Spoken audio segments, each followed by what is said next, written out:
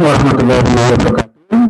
Alhamdulillahirabbil alamin. Segala puji bagi Allah dengan segala rahmatnya, dengan segala keluasan ilmunya, dengan segala kerahimannya. Pada siang hari ini kita bisa berkumpul di sini dalam acara yang luar biasa ini, baru ini, dakwah milenial, dakwah literasi.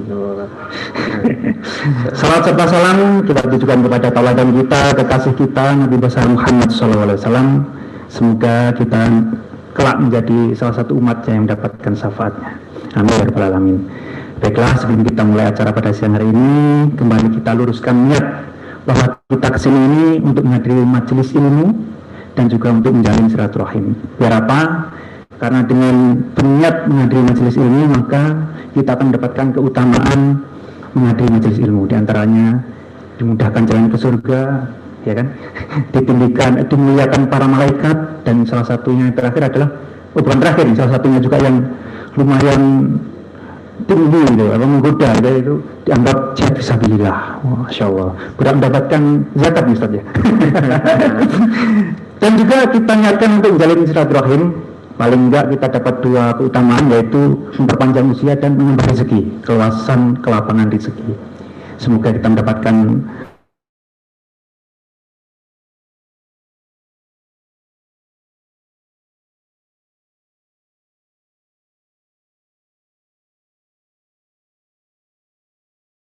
maka yang diundang juga ustadznya milenial. Narasumbernya milenial, ya kan? Dan literasi cocok nih kalau kita lihat dari backgroundnya. Di sini ada dua narasumber kita. Yang pertama yaitu Ustadz Muhammad Irfan Abdul Aziz, panggilannya Ustadz Irfan ya. Irfan. Beliau lahir di Surakarta 32 tahun yang lalu ya. Iya. Lebih muda dari saya. 32 tahun yang lalu masih main-main juga. Belum mempunyai karya. Kalau kita lihat di sini luar biasa aktivitasnya, menulis, mengajar, berdakwah. Pendidikan formalnya SD-nya di Kapuas Hulu, Kalimantan Barat. Kemudian SMP dan SMA-nya IP, ya. Islam Terpadu ya. Pesantren ya. Pondok Pesantren Rafah di Bogor ya. Kemudian melanjutkan BS dan MS Dakwah and Islamic Culture IIUI Pakistan, International Islamic University of Islamabad. Masya Allah, luar biasa ini. Ini benar-benar mewakili generasi milenial, milenial yang mempunyai background yang wow gitu loh. Nggak semua orang bisa merasakan itu ya. Pendidikan informalnya luar biasa, banyak banget. Ada pada tahun 2006 pelatihan jurnalistik nasional Depak Jakarta.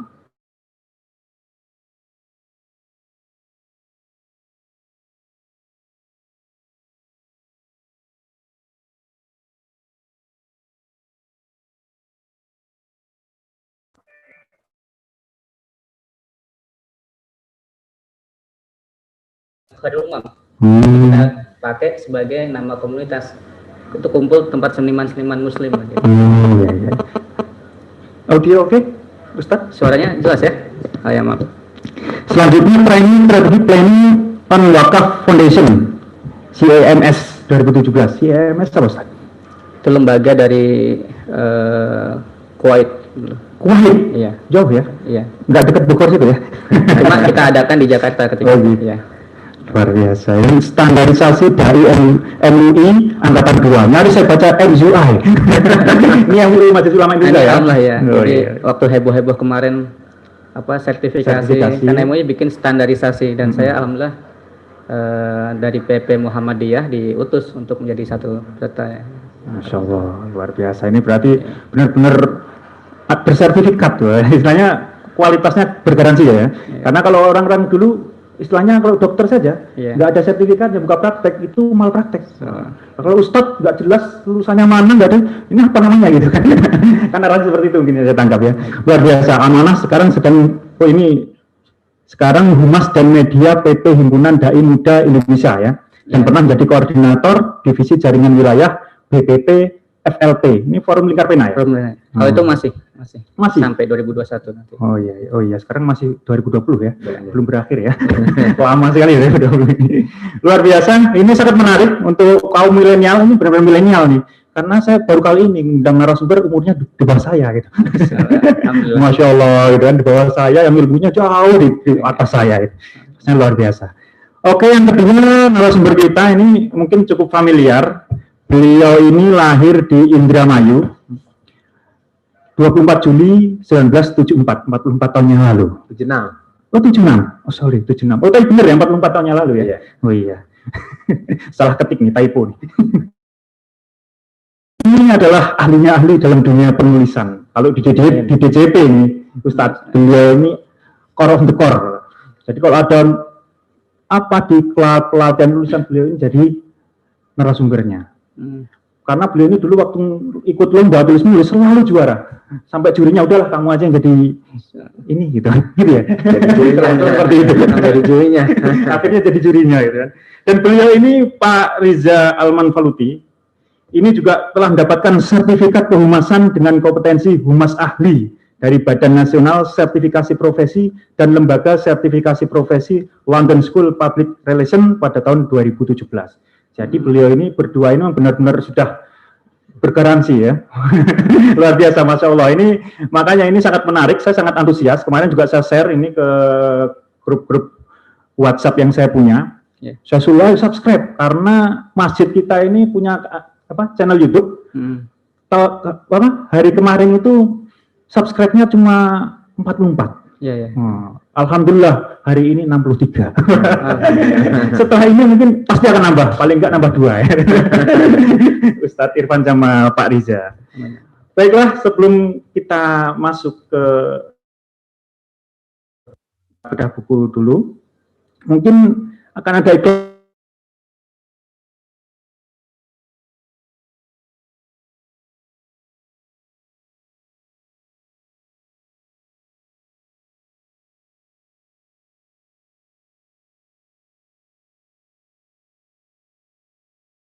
Tapi tidak apa-apa karena ini milenial, kita harus mencoba. Ini mungkin pertempuran medan dakwah kita gini Pak ya. Nanti akan dibahas sama Ustadz. Tapi sebelum itu, karena judulnya kita adalah membedah buku Orang Miskin Jangan Mati di Kampung Ini. Wah, ini saya penasaran kampung yang mana ini orang nggak boleh mati. Tadi saya waktu nge-share ini malah ada yang komen wah menarik tuh, orang miskin jangan mati di kampung ini. Untung nggak ditambahi. Tapi di kampung lain boleh. Saya malah curiga ini kampung ini punya kenalan sama malaikat Israel.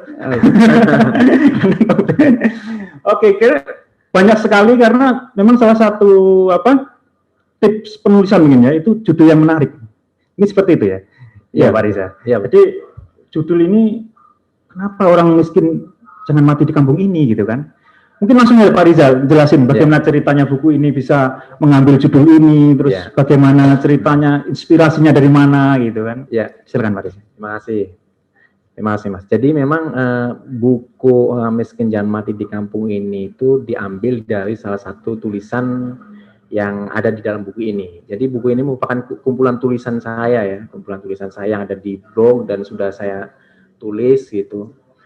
Mengapa sih dibukukan gitu kan, pertama itu kayak karena memang tidak semua orang mau membaca di blog gitu. Makanya perlu dibukukan. Dan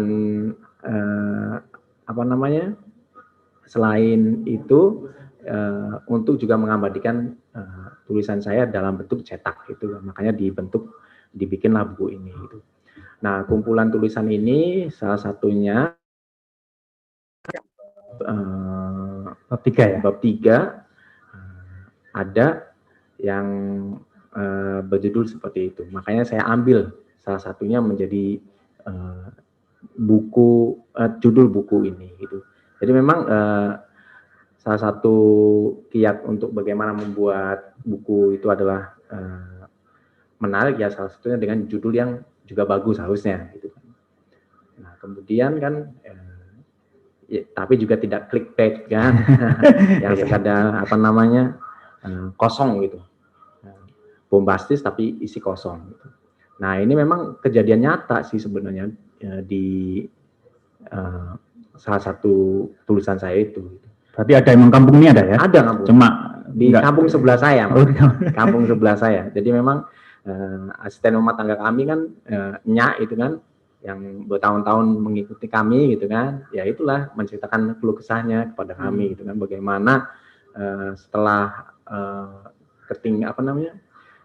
meninggalnya bapaknya Enya, ternyata yaitu banyak tuntutan-tuntutan yang harus dipenuhi, padahal keluarganya sendiri dalam keseharian juga memang dalam tanda petik kurang mampu gitu loh, makanya pusing 7 keliling gitu kan. Nah disitulah timbul bahwa kalau memang jangan-jangan kalau orang yang tidak punya harta nggak boleh nih dikubur di sini.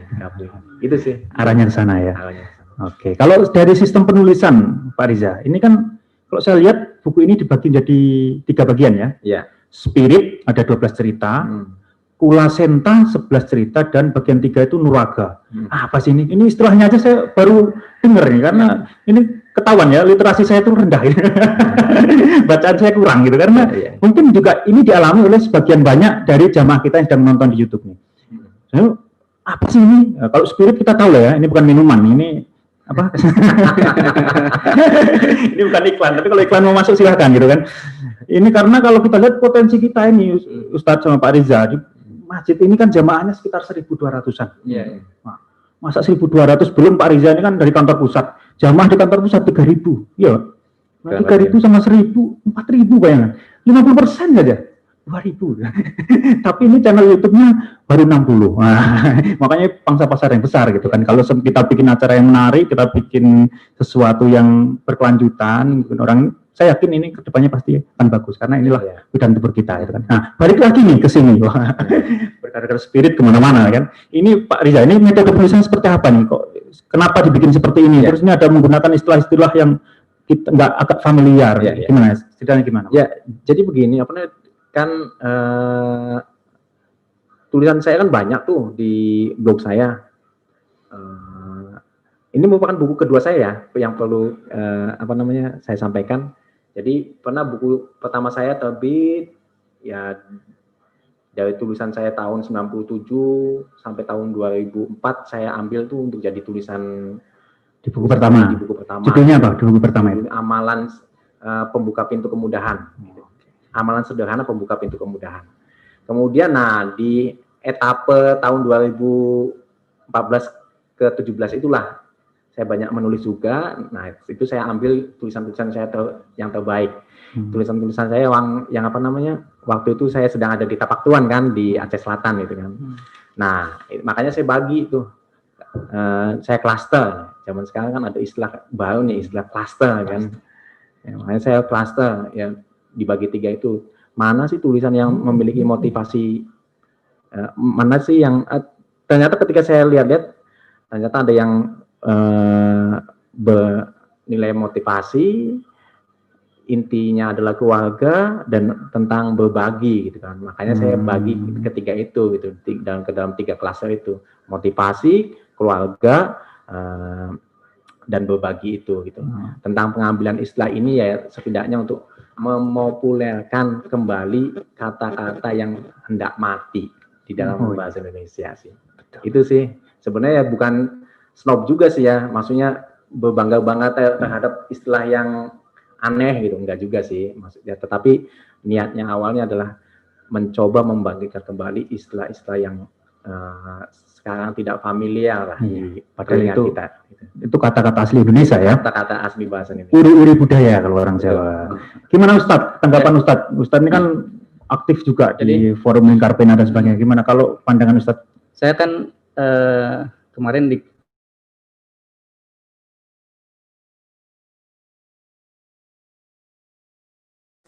mati di kampung ini. Bukan soal jangan mati di kampung ininya, tapi ini kalimat yang langsung kita akan terjadi pada persoalan sosial. Dan persoalan sosial itu adalah persoalan yang itu akan mudah diterima untuk semua kalangan gitu. Karena semua kita pasti punya interaksi sosial kan gitu. Nah, saya semalam saya kejar baca semua yang menjadi pikiran dari Pak Riza dan saya menemukan setidaknya itu hal-hal yang menarik. Jadi pertama, buku ini kan ternyata adalah tadi disampaikan juga bahwa dia kumpulan tulisan dari blog. Jadi Pak Riza ini blogger kan gitu. Sudah lama ya Pak. Betul, dari tahun 2002 sih. Nah, 20 dan nggak blognya itu tulisannya sudah hampir 2000 ya, atau lebih mungkin ya. Saya sekitar kalau ini 1700-an sih. Ya, hampir 2000 kan ya. Artinya kami ya, saya juga punya beberapa teman blogger gitu ya. Tidak sebanyak itu tulisannya. Dan rata-rata kalau blogger hari ini kan mengejar yang sifatnya materi ya gitu. Belum menuangkan kalau Pak Riza ini menulis dalam blogernya itu semua yang beliau rasakan dari interaksi kehidupan beliau. Jadi ini menarik. Dan saya bikin beberapa poin sebenarnya. Jadi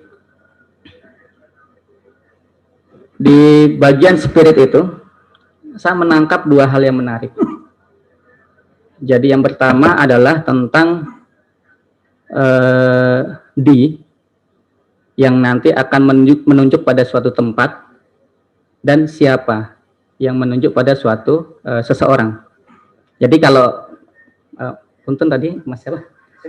Mas Saifuddin ya. Nah, kalau Bang Saifuddin, abang aja lah panggilnya. Ya. Itu buka yang bab pertama, atau nanti pemirsa semuanya ya, buka di bab pertama yang sudah memiliki, yang belum langsung beli. Karena saya setelah ini juga akan order ini. Di bagian pertama tadi tentang spirit itu, saya menyimpulkan dua hal itu saja, di dan siapa. Dan memang dalam kehidupan kita, dalam konteks kehidupan kita, untuk mendapatkan spirit cuma dua itu. Yang utamanya ya, maksudnya yang utamanya dua itu. Untuk bisa menuju ke suatu tempat, maka kita diperintahkan dalam agama kita bermusafirlah. Gitu. Nah, kemudian siapa? Seseorang itu selalu punya sumber spirit gitu. Makanya nanti Al-Quran itu banyak kisah-kisah tentang umat-umat terdahulu. Nah, jadi dalam kacamata seorang muslim kita selalu menemukan spirit pada dua itu, tempat dan siapa. Nah, jadi kalau kita baca misalkan di An-Naml itu kan, Qul siru fil ardi fanzuru kaifa kana aqibatul mujrimin. Ya, katakanlah ya, berjalanlah di muka bumi dan saksikanlah dan lihatlah bagaimana kesudahan orang-orang yang berdosa. Jadi kita diperintahkan untuk bermusafir. Nah, kemudian nanti ada lagi makna ada ayat yang lainnya, misalkan di Luqman ayat 31 itu alam taro annal fulka tajri fil bahri binikmatillah liyuriyakum min ayatihi. Kemudian kita diminta untuk mempersaksikan, tidakkah engkau melihat bagaimana kapal-kapal itu diperjalankan di lautan dengan nikmat Allah. Inna fi dzalika laayati likulli sabarin syakur. Sesungguhnya padanya itu ada tanda-tanda Allah bagi orang-orang yang bersabar dan bersyukur. Nah, ini menarik ini. Bukan cuma buat yang bersyukur tapi juga yang bersabar. Atau bukan cuma yang bersabar tapi juga yang bersyukur. Nah, dari situ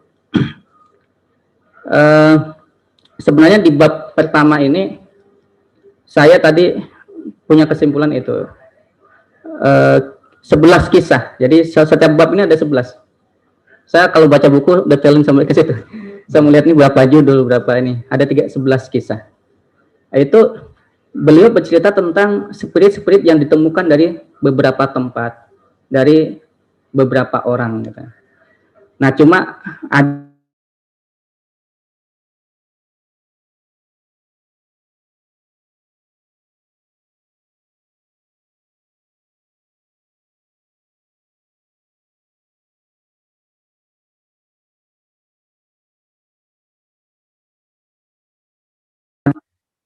kita ini kadang-kadang persepsi kita ditentukan oleh lingkungan kita, sampai persepsi tentang kapasitas diri kita atau capaian yang bisa kita jangkau. Jadi ini tentang cita-cita, tentang kita mau melakukan apa, kadang-kadang kita nggak punya keberanian karena dianggap tidak mampu. Gitu. Kita nggak mungkin kita bisa seperti itu. Gitu. Jadi dipengaruhi oleh lingkungan. Saya teringat tentang satu hadis ya, meskipun hadis ini dhaif ya, tapi pesannya bisa kita ambil. Yang la takunu ima'ah. Janganlah menjadi orang yang ikut-ikutan. Kalau konteks hadisnya ini, ya, konteks riwayat ini adalah konteks kita ikut-ikutan, kalau orang baik ikut baik, kalau orang buruk ikut buruk. Tapi ketika saya baca tulisan ini, saya menambah hikmah tentang hadis ini, tentang riwayat ini, bahwa ternyata yang sekedar ikut-ikutan itu bukan cuma masalah baik atau buruk, bahkan sampai ikut-ikutan dalam hal rasa, itu berbahaya. Orang merasa nggak mampu, kita ikut-ikutan merasa nggak mampu. Gitu. Jadi menarik ini. Nah, cuma saya belum baca utuhnya, makanya setelah ini saya akan beli buku ini ya. Makanya jamaah kalau saya sarankan bisa memiliki ini. Ada banyak hikmah yang diselipkan dalam buku ini. Nah, kemudian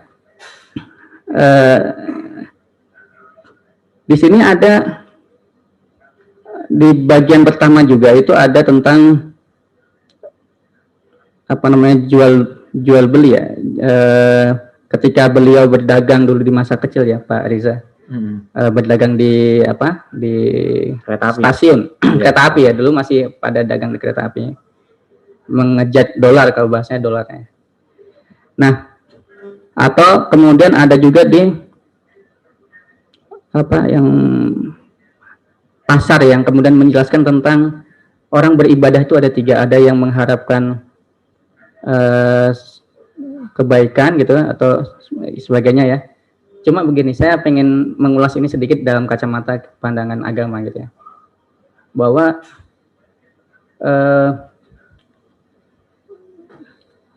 kita melakukan sesuatu itu memang dalam rangka transaksi. Kalau kita baca ayat surat yang disebut surat perdagangan, meskipun nanti judul suratnya as-sof ya, barisan, tapi mufassirin kemudian mengenalkan sebagai surat bisnis lah gitu. Hal adullukum tijaratin tunjikum min adzabin alim gitu. Nah, jadi hidup kita ini adalah transaksi dengan Allah. Kita mengharapkan, bahkan Allah juga nanti akan memberikan janji-janjinya gitu. Nah, tetapi dalam melakukan ibadah, dalam melakukan amal, jangan kita kemudian semata-mata karena mengharapkan imbalan-imbalan gitu ya. Bahkan yang sifatnya duniawi gitu. Kita semata-mata melakukan ibadah karena kecintaan kita. Dan dengan kecintaan kita itu nanti ya sebagaimana transaksi jual beli sebenarnya. Kita kalau jual beli terlalu fokus dengan untung rugi, itu kadang-kadang malah nggak untung-untung gitu. Tapi kalau kita jual beli itu enjoy gitu ya, kita bertransaksi dengan penuh kecintaan, kita melayani pelanggan dengan penuh kecintaan, itu malah kemudian meningkatkan omset kita, penjualan kita. Nah kemudian yang terakhir di bagian yang pertama itu ya ada tentang hikmah ini ya, tentang yang ketinggalan kereta itu ya. Ini saya menarik. Jadi saya seringkali mendapati buku-buku yang kemudian ingin memberikan motivasi, kemudian dia ingin menunjukkan hikmahnya. Seringkali yang dipandang sebagai hikmah adalah suatu kebaikan yang kemudian dia dapatkan setelah itu. Padahal tidak mesti hikmah itu seperti itu. Kan kita kadang suka bilang gini, oh ternyata ini hikmahnya gitu. Ya dia dapat untung berikutnya, bisa ngomong seperti itu. Kalau kemudian dia celaka dan terus celaka lagi, bisa nggak dia bilang, oh ini hikmahnya? Karena persoalannya segini, kebaikan itu kan belum tentu berupa sesuatu yang kita inginkan. Kan kita hidup bukan kita ingin melakukan apa, kita ingin mendapatkan apa, tapi Allah ingin kita mendapat apa. Itu persoalannya hidup kan begitu. Jadi saya seringkali para penggali hikmah itu masih terjebak pada hikmah semata-mata hanya kebaikan yang kemudian dia dapatkan berikutnya. Begitu dia dapat kebaikan, keuntungan atau keberuntungan, oh ini hikmahnya gitu. Tapi coba kalau nggak dapat itu, masih bisa ngomong gitu nggak gitu? Berat ini. Nah, karena hidup kita memang seperti itu. Boleh jadi sesuatu yang kita inginkan itu buruk bagi kita. Nah, boleh jadi yang kita nggak inginkan itu malah baik bagi kita. Jadi kehilangan, bahkan kemudian hilang dan kemudian nggak ketemu lagi, itu tetap aja hikmah buat kita sebenarnya. Jadi buat Muslim, apapun peristiwa kehidupan adalah hikmah. Karena kita mempersepsi kehidupan ini semuanya dalam kendali Allah. Dan kalau kita hamba Allah, nggak mungkin Allah akan celakakan kita. Dengan begitu kita enjoy aja, kita kan hanya pelaku dalam kehidupan ini. Dunia hanya panggungnya, kita pemainnya, kita memerankan cerita sebagaimana yang diperintahkan Allah. Durasinya, kita nggak pernah tahu, tiba-tiba dihentikan sama Allah dan kita meninggal, selesai itu. Sandiwara kita dalam kehidupan ini kan gitu. Jadi itu dulu deh, nanti ada lagi yang bab 2, bab 3. Oke, luar biasa. Padahal saya mau mengambil cerita ini, Pak Riza. Jadi memang ini, jadi buat jamaah semuanya, buku ini memang bagus sekali ya. Ini karena setelah saya googling pun di internet, banyak sekali memberikan review yang positif. Oh iya.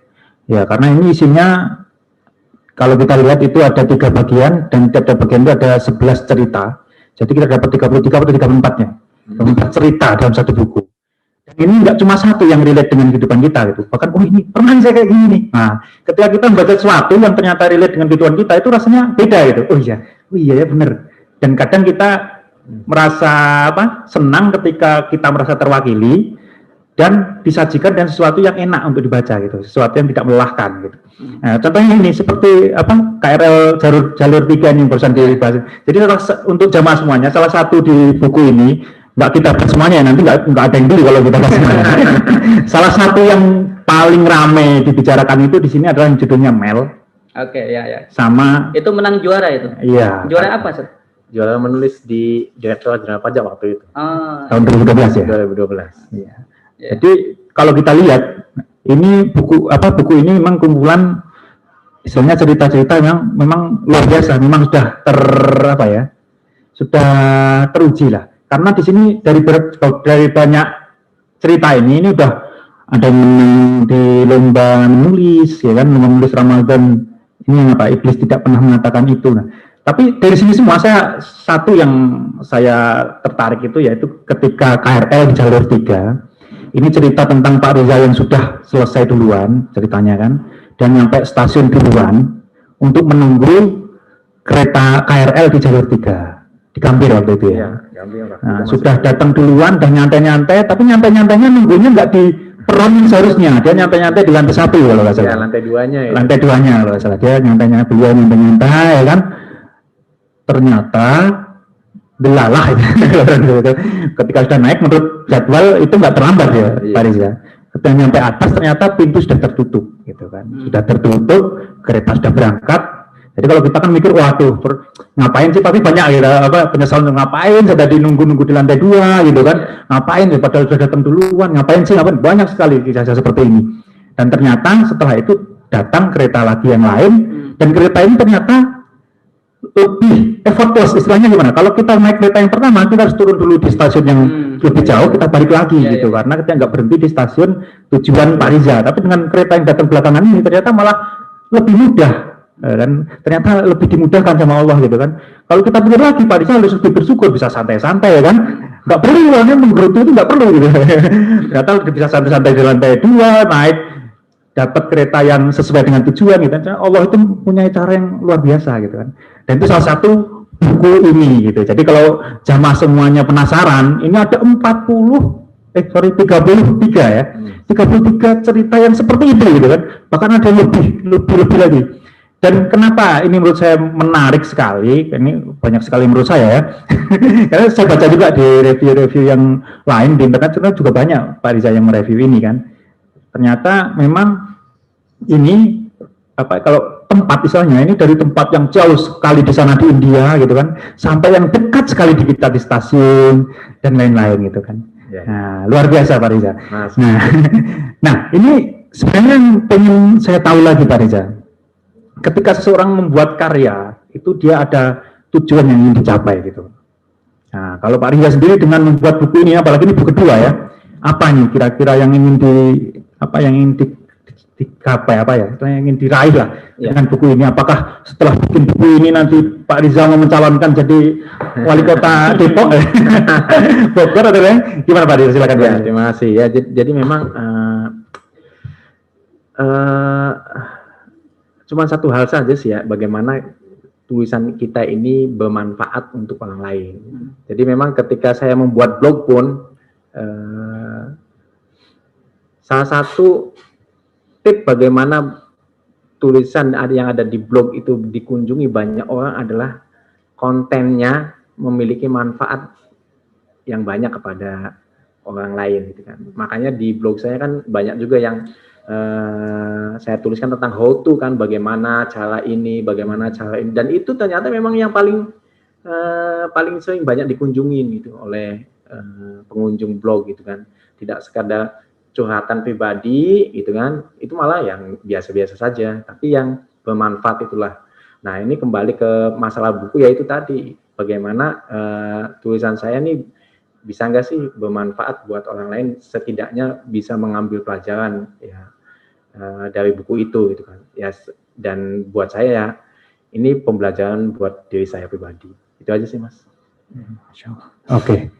Ya, berarti intinya memang berbagi ya, menjadi sebaik-baiknya manusia dan paling banyak memberikan manfaat, itu saja. Nah, ini saya mau masuk ke ranah yang lebih jauh dikit. Jadi menurut data UNESCO tahun 2016, itu minat baca masyarakat Indonesia itu sangat memprihatinkan. Hanya 0,001% atau di antara 1.000 orang, itu hanya 1 orang yang rajin membaca. Itu benar-benar memprihatinkan ya. Apa nih? Sahabatnya apa ini? Program of International Student Assessment, Indonesia itu peringkat 62 dari 70 negara yang disurvei. Jadi memang peringkat terakhir gitu. Dan untuk survei yang terakhir tahun 2019 kemarin, bahwa Indonesia itu adalah negara yang paling berisik di internet. Bayangin nih Pak, orangnya malas baca, tapi paling berisik gitu kan. Ini sebenarnya gimana Ustadz? Menurut kalau yang sudah lingkup mungkin di FLP atau di mana, kita kan literasi seperti apa gitu kan. Ya. Bagaimana ini? Menurut saya gini, ini kan keprihatinan kita semua ya. Kalau zaman dulu itu, kalau istilahnya kita susah untuk membaca gitu kan. Sekarang ini media itu luar biasa, kita membaca di HP bisa, tapi kok malah kemauan istilahnya giroh, semangat untuk membaca itu makin turun gitu. Gimana Ustadz? Gimana Ustadz? Ya kalau buat kita sebagai Muslim kan membaca itu perintah. Iqra'an. Bahkan nanti cuma kalau di teman-teman penulis saya suka candain. Kita ini diperintahkan membaca atau menulis sebenarnya.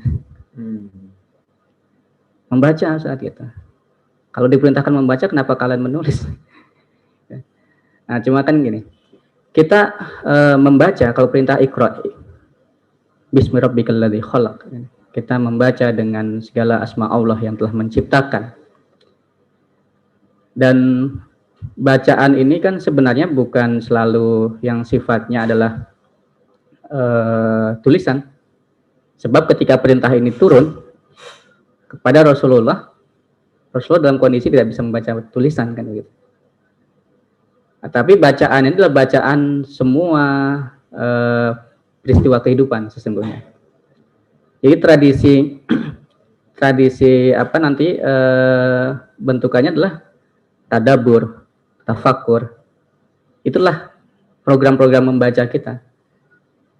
Jadi kalau kita hanya membaca, tidak mentadaburi, tidak mentafakuri, tidak memikirkan apa yang kita baca, tidak menggali hal-hal yang tersimpan di sebalik bacaan kita, itu belum membaca kita. Nah, memang masyarakat kita, saya pernah bikin puisi. Ini kan di era digital gitu. Jadi era digital itu saya membayangkan sebagai lawan dari literasi. Jadi ini agak ekstrim mungkin. Tapi saya gini. Kan kita kalau dulu waktu zaman kita HP kita masih SMS-an itu kan kita ngitung banget itu berapa karakter itu kan. Yeah. Bahkan pulsanya kayaknya potongannya per karakter itu kan. Yeah.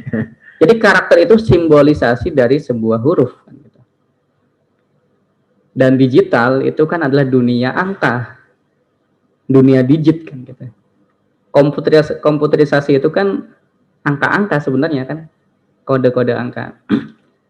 Ya saya waktu itu merangkaikan puisi, kemudian sampai pada ya digital ini kemudian memang membangun obsesi tentang angka. Nah sedangkan kita harusnya jangan terjebak pada itu, kita harus tetap konsen pada membangun karakter. Jangan sampai karakter bangsa kita hilang gitu. Ya karena kita teralihkan pada angka-angka itu. Semuanya dihitung dengan materi. Mohon maaf, ya saya mengapresiasi Pak Riza ini sebagai blogger yang tidak terkecoh dengan angka-angka itu. Karena saya mendapati banyak blogger yang kemudian terkecoh dengan itu. Ya di apa? Ya blogger hari ini kan bisnis gitu. Jadi dia menulis akhirnya bukan menulis yang apa menjadi pegangan dia gitu. Dia larut dengan industri blogger itu sendiri gitu. Nah, memang yang hari ini kita dapatkan seperti itu. Tapi begini, Mas. Kalau tentang fenomena masyarakat kita, buat kita sebenarnya satu aja. Buat muslim ya, utamanya muslim. Karena ini jamaahnya adalah jamaah masjid, saya kira konsen utama kita adalah membaca Quran. Itu aja dulu. Kalau Quran aja nggak dibaca, yang lainnya itu hanya bacaan-bacaan yang kemudian tidak akan bisa masuk pada alam tadabbur dan tafakurnya gitu. Jadi kalau kita mau membenahi budaya tradisi kita hari ini terkait baca membaca ini, kita mulai dengan baca Al-Quran. Baca Al-Quran. Karena itu adalah bacaan yang paling lezat dan bisa memberikan kelezatan. Karena dia bukan makhluk. Satu-satunya yang ada di sekitar kita yang bukan makhluk, kalamullah, perkataan Allah, firman Allah. Nah, begitu. Oke. Nanti kita lanjut.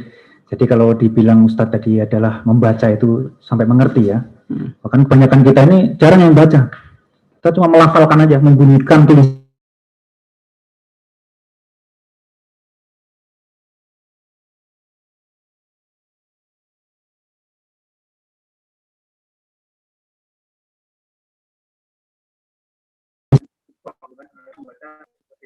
Diarahnya ke sana kan. Berarti mungkin ini juga PR untuk kita semua juga bahwa kita harus, kalau Al-Quran itu sendiri kita harus membaca dan mentadaburi saja, nggak cuma membaca doang gitu kan. Dan Pak Riza mencontohkan itu. Jadi ini semua adalah hasil bacaan beliau. Bukan bacaan-bacaan tulisan, bacaan-bacaan perjalanan, bacaan-bacaan interaksi dengan orang kan begitu. Saya kira kalau yang kayak gitu kan mengasihkan. Untuk anak muda hari ini juga asik kok. Nongkrong. Teman-teman nongkrong. Itu jangan dibayangkan itu aktivitas kita hanya kumpul-kumpul gitu. Tapi itu kesempatan teman-teman membaca pikiran rekannya. Membaca cita rasa kopi yang diminumnya. Sekarang lagi ngetren kopi kan gitu. Dan saya punya kebiasaan selalu mencoba yang berbeda. Ada 3. Yang pertama masjid. Saya kalau ke suatu tempat, saya mencoba untuk sholat di masjid yang berbeda. Terlalu sayang kalau kita punya usia sholat di masjid yang sama. Yang kedua makanan. Saya selalu mencoba makanan yang berbeda. Gitu. Nah dari setiap apa yang saya rasakan, itu kan bacaan kita. Oh minuman ini seperti ini. Minuman itu seperti itu. Jadi kalau bagi teman-teman muda sekarang enggan baca tulisan, kayaknya kok boring ya gitu. Boring kemudian berat gitu. Baca aja lingkungan. Masalahnya udah nggak mau baca tulisan, nggak mau baca lingkungan gitu kan. Jadi responnya selalu gagal paham, bacanya gagal paham ya. Jadi dia nggak bisa memahami lingkungannya, apa yang terjadi dengan lingkungannya.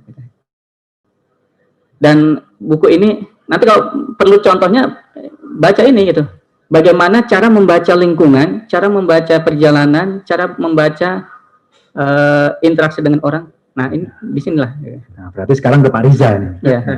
Lo kan berarti mempunyai keahlian untuk membaca dan menuangkan dalam bentuk tulisan. Nah ini Pak Riza nih sekarang memberikan tips dan trik agar bisa meningkatkan kemampuan dan kemampuan untuk membaca dan menulis agar energi kita ini lebih terarah dan produktif gitu Pak Riza. Ya, ya. Jadi memang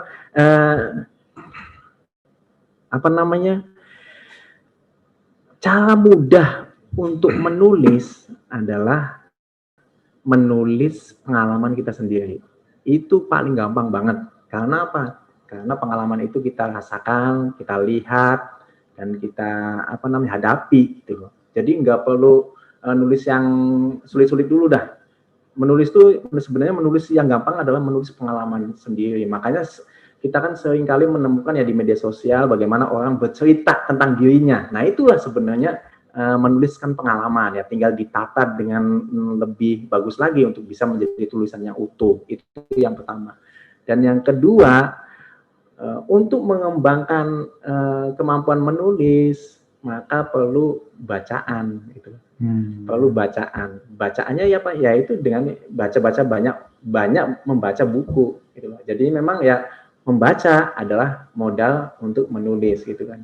Jadi bagi saya yang punya apa namanya niat ya bahwa setiap pekan saya punya produksi tulisan, maka ketika 1 minggu itu saya tidak punya produksi tulisan, saya memang berarti saya lagi membaca.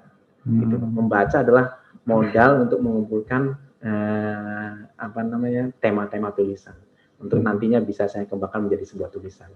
Itu sih Mas Saiful. Oke, luar biasa. Tipsnya sebenarnya bisa diterapkan ya. Ya. Tinggal kesungguhan aja sebenarnya. Betul. Istiqomahnya itu ya. Just klik aja. Iya. Saya juga udah mulai nih.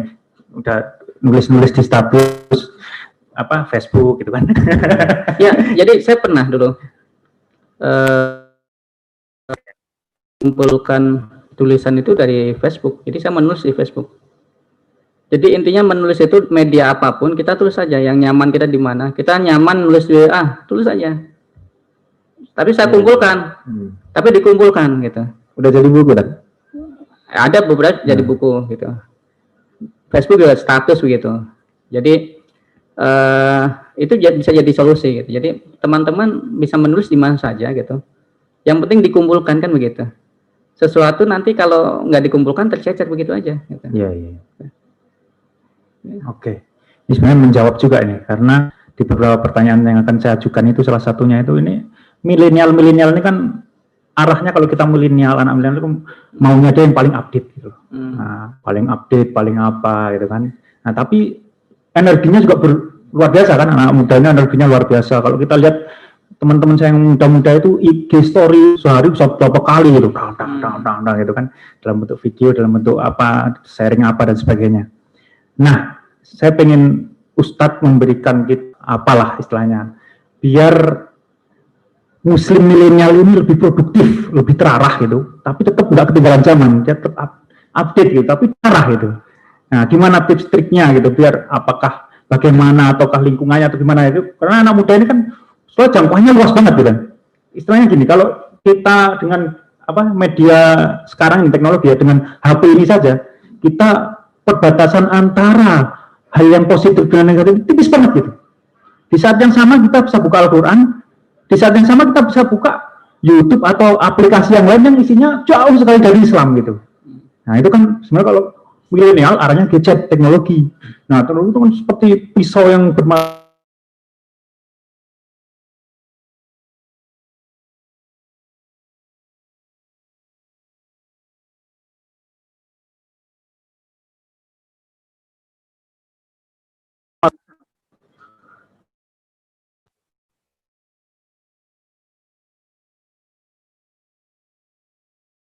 mengoptimalkan akal ini nggak bisa.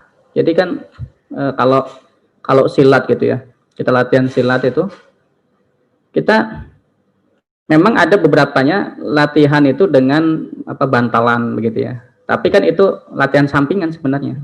Latihan sesungguhnya ya sparring dengan rekan seguruan gitu atau lawan lah gitu. Jadi akal kita juga demikian. Kita nggak bisa mengasah akal, mengoptimalkan akal, mengupgrade akal itu hanya menginteraksikan akal kita dengan benda-benda mati. Ya, ini harus disadari bahwa semua dunia media-media informasi hari ini yang berkembang begitu pesatnya itu bagaimanapun tetap benda mati. Ya kan gitu. Jadi kalau buat saya keterarahan sebagainya itu tidak bisa dilakukan kecuali kita punya rekan, punya pendamping dalam berdialog, berdiskusi. Guru itu tidak bisa dipisahkan. Jadi, oke, kita bermedsos, kita ya tampil, kita muncul, tetapi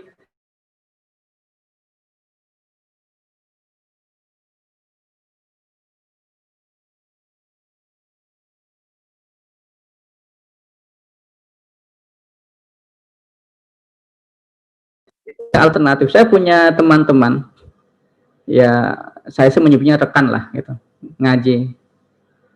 Ya karena anak-anak muda kita ngajak ngaji di warung-warung kopi ya. Maksudnya ya mereka menikmati kopi sambil kita berdiskusi gitu. Jadi tetap harus ada lawan orang makhluk hidup juga gitu, yang sama akalnya gitu. Itu tumbuh akal kita. Tapi kalau kita hanya membaca dari media, akal kita memang akan punya informasi banyak, tapi nggak akan terarah. Gitu. Jadi nggak bisa dikesampingkan adanya guru, adanya pembimbing, ya, gitu. Oke. Saya jadi ingat waktu saya ngaji kecil, Ustadz. Waktu saya SD itu ngaji kitab. Pertama saya ngaji kitab itu namanya kitab Alala. Alala tanalul ilma illa bisitatin. Ya kan? Tukain wa khirsin wastibarin wabul godin wa irsati ustadi. Harus ada ustadnya. Waktu zamani dan waktu yang lama. Itu biar kita hasilnya bagus gitu kan. Mungkin kalau jamaah penasaran apa aja 6 tadi yang saya sebutkan cuma nomor 5 sama 6 jalan. Mungkin itu ada ya kayak gitu. Ternyata waktu saya kecil juga ini loh sebelum kamu ngaji yang jauh-jauh, kamu pastiin dulu 6 ini terpenuhi gitu kan. Ya, benar juga karena kalau tanpa guru itu kita arahnya kemana-mana ya Ustaz ya. Bahkan ada quotes ya, kalau nggak ada guru kita setan ya. Seperti itu Ustaz ya. Nah, mungkin kalau ada guru itu enaknya kita bisa ketika kita di persimpangan lah istilahnya, kalau anak muda gitu di persimpangan gitu kita yang benar mana ini sebenarnya harus saya gimana gitu kan. Nah, dia tahu sebenarnya arahnya gimana gitu atau gimana ya, jadi yang penting buat kita itu sebenarnya mengkonfirmasi pemikiran kita, mengkonfirmasi bener nggak sih yang saya pikir gitu. Ini kan tradisi kayak gini hampir-hampir nggak ada gitu. Jadi dalam proses belajar kepada guru itu bukan sekedar kita ingin mendapatkan ilmu, tapi kita ingin mengkonfirmasi apa yang kita yakini gitu. Ustadz, saya kok kepikiran nggak gini tuh, gimana? Nah, jadi kita tetap punya kebebasan untuk mengembangkan pikiran kita gitu, tapi harus dipastikan pikiran kita itu benar dan dibenarkan gitu, sehingga tidak liar kan gitu. Oke. Ini ternyata sudah 13.07. 5 menit lagi selesai. Seru ya dari seperti ini. Jadi ini untuk terakhir nih dari Pak Rizal, saya mohon Pak Rizal. Karena Pak Rizal yang backgroundnya sama dengan kita, jamaah kita kan PNS ASN lah, dengan background yang sama, misalnya kegiatan yang nyari sama gitu kan. Saya pengen Pak Rizal memberikan istilahnya closing statement lah atau apa. Bagaimana biar kita ini bisa istiqomah untuk tetap membaca tadi? Ya, istiqomah. Ya memang. Jadi bagaimana caranya kita supaya istiqomah dalam membaca ya? Saya berkaca pada diri saya sendiri ya. Semalam saya masih terus gitu loh, untuk mencari buku, untuk mencari buku-buku online gitu ya, karena memang kan pada masa pandemi kan kita nggak bisa berkunjung ke toko bukunya gitu kan ya. Saya masih tetap mencari buku-buku dan membelinya gitu. Memang saya punya dana khusus dan waktu khusus untuk memang untuk membeli secara online buku itu gitu ya. Dan itu karena memang jadi kebutuhan kita untuk sebagai seorang penulis kan. Saya ngerasa buat saya sendiri kalau nggak baca buku ya ada sesuatu yang kurang. Jadi memang ya setidaknya untuk teman-teman semua yang memang harus dipaksakan sih membaca itu, harus dipaksa karena jadi penulis ataupun tidak jadi penulis, membaca itu sangat bermanfaat sekali buat kita. Sudah dari sejak kecil kan orang tua kita ataupun guru kita mengonfirmasi bahwa ketika kita membaca buku, buku itu adalah jendela dunia, kita akan mengetahui banyak informasi. Itu saja sih Mas Saif. Oke. Intinya membaca itu pasti bermanfaat ya. Bermanfaat apapun tujuan kita nantinya gitu ya. Kita jadi penulis ataupun bukan jadi penulis, membaca itu bermanfaat, apalagi membaca Al-Quran. Oke. Nanti Ustadz silahkan closing statement Ustadz atas kegiatan kita ini, terus apa harapannya, terus gimana tips-tips dan trik tambahan-tambahan lagi biar lebih istiqomah, gimana ya, milenial ini lebih punya bekal lah, karena ini kan semakin ke depan teknologi semakin tinggi gitu kan. Ya. Kita semakin ketinggalan. Gimana? Silakan. Sebelum saya kalimat penutup ya, saya sedikit di bab kedua ini menarik, perlu saya sampaikan. Kalau yang pertama kan spirit, yang kedua ini tentang keluarga, dan saya kira teman-teman muda layak untuk membacanya. Di situ membahas dua hal. Jadi persoalan keluarga itu dua ternyata, anak dan pasangan kan gitu. Yeah. Dan saya ketika membaca, ini dunia dekat dengan saya. Saya termasuk yang menunggu kehadiran anak cukup lama. Dan tapi saya enjoy aja karena semua itu kan Allah. Dan belum beranak bukan aib kan begitu. Nah, kemudian pasangan juga demikian. Pasangan itu ini mungkin karena waktu kita nggak cukup, ada 3 sebenarnya kan. Pasangan itu bisa sebagai seseorang yang punya kesamaan yang sama, ya, atau dia hadir sebagai keseimbangan buat kita, atau hadir sebagai kelengkapan bagi kita. Anak-anak muda suka membayangkan pasangan itu sosok yang sama dengan dia. Begitu dapat pasangan yang berbeda, dia lupa bahwa berpasangan itu selain juga untuk bersamaan juga saling melengkapi, saling mengisi dan sebagainya. Nah ini tadi detailnya di buku ya. Tapi saya sebagai penutup saya cuma ingin pesan bahwa tadi saya pertama sudah menyampaikan tentang perintahnya kita untuk bermusafir, dan saya sering menitipkan pesan, bermusafirlah agar ilmumu bermakna. Dan tadi sampaikan anak-anak muda hari ini merasa tahu segalanya gitu. Saya kira di antara terapinya adalah banyak-banyak jalan-jalan, banyak-banyak wisata. Kalau bahasa sekarang kan kurang jauh pikniknya ya. Karena memang ketika kita bermusafir, kita baru paham betul makna ilmu kita. Contohnya aja yang paling sederhana, misalkan sholat qashar, sholat jamak. Kan kita belajar, kalau kita nggak pernah berpergian kemana-mana, kita kan akhirnya hanya kebayang-bayang kayak gimana gitu. Begitu kita berpergian, oh kayak gini ternyata rasanya sholat jamak. Kayak gini rasanya tayamum.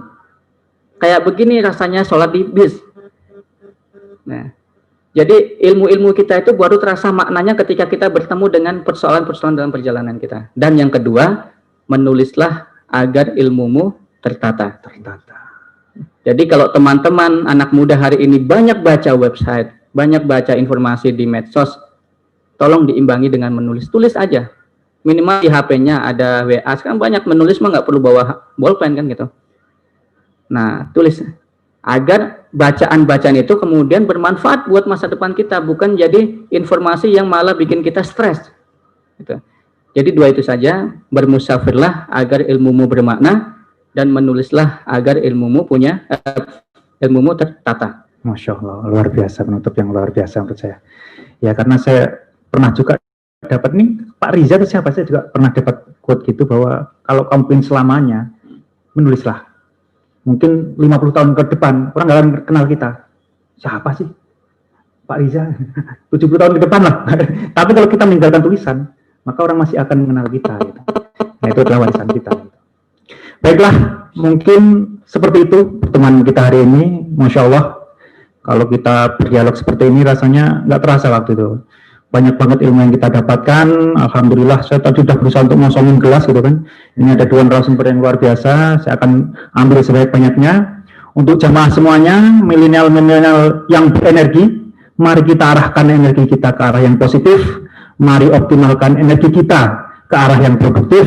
Membacalah agar kita lebih mengenal diri, menulislah agar kita abadi. Demikian dari saya, mohon maaf yang sebesar-besarnya jika ada yang kurang berkenan. Wabillahi taufiq wal hidayah. Assalamualaikum warahmatullahi wabarakatuh. Syukran Ustaz, syukran Pak Riza, luar biasa. Jangan lupa subscribe ya, karena subscribe itu gratis. Luar biasa.